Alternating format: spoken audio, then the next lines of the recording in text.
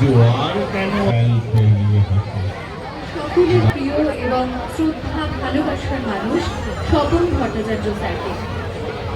এই কবিতার মাঝেই আমরা গোসাই মঙ্গলের একটি নারীর পুরুষকে দাও, বাকিটা তুলে ভালো দিদিমণি।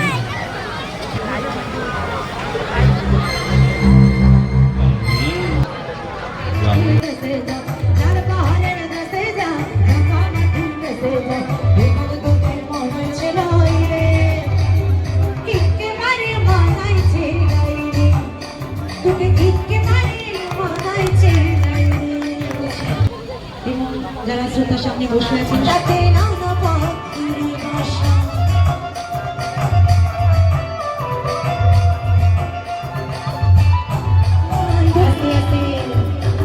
একসঙ্গে গাইবো সবাই মিলে, কেমন? রাধে রাধে জপা করো